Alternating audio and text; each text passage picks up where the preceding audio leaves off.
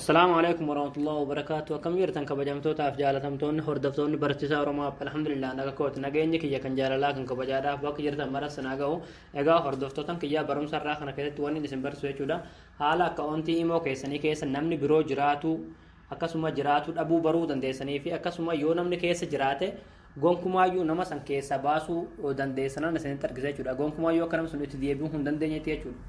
Akka gonkumaa yuu nama iimoo keessa namni biroodhaa seenuu hin dandeenyetti jechuudha isinii galee.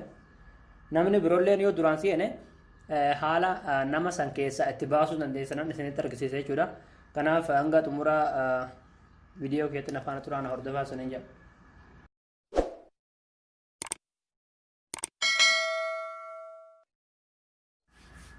Hayyee hordoftoota kiyyaan afaan bu'aa asirratti na hordofaa jechuudha. Iimoo keessatti galtu. Achi booda jechuudha as gadi pilaasii kanarratti kilikni gootanii. Achi booda moor kajetu kanarratti kilikni gootanii. Achi booda jechuudha asol jechuudha. Seetingi irratti kilikni gootanii. Achi booda mallee iimoo akkaawunt seeting kajetu kanarratti kilikni gootanii.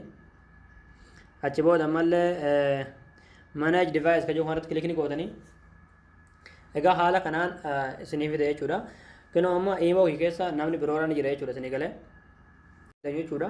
Isa gadi inni olii kun keessanuma jechuudha. Isuma amma isinitti fayyadamaa jirtan jechuudha. Inni gadiidhaan immoo kan namaati jechuudha. Yoo kanatti lama isiniif fide jechuudha isinii galee. Yoo immoo isin qofti keessa jiraattan isuma olii kana qofaa isiniif fide jechuudha isinii galee tokkuma qofa jechuudha. Amma jechuudha nama isa keessa jiru kana keessaa baasuun barbaada jechuudha fakkeenyaaf irratti kilikni gootanii achi booda dileet ka jiru kanarra kilikni gootanii jechuudha. Ammallee dileet ka jiru kanarratti kilikni gootan. Ammallee okay ka jiru kana kilikni gootan. Ammallee koodii isinii erga jechuudha isinii galee. Lakkoofsa keessan irratti koodii isinii erga koodii sanitti guutu jechuudha.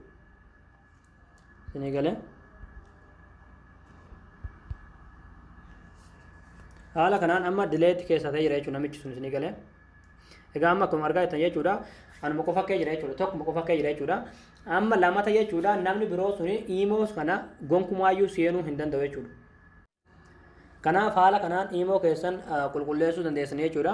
Egaa hordoftoota kiyya barumsa kiyya kanarraa asirratti raawwataa barumsa biraatiin haga walitti deebinutti viidiyoo keenya yoo jaalattan laayik sheer gochuun dagatinaadha. Akkasuma yuutuub chaanaala keenya sabiskiraayib gootanii maatii nuuf ta'uun dagatinaadha waan hordoftaniif galatooma.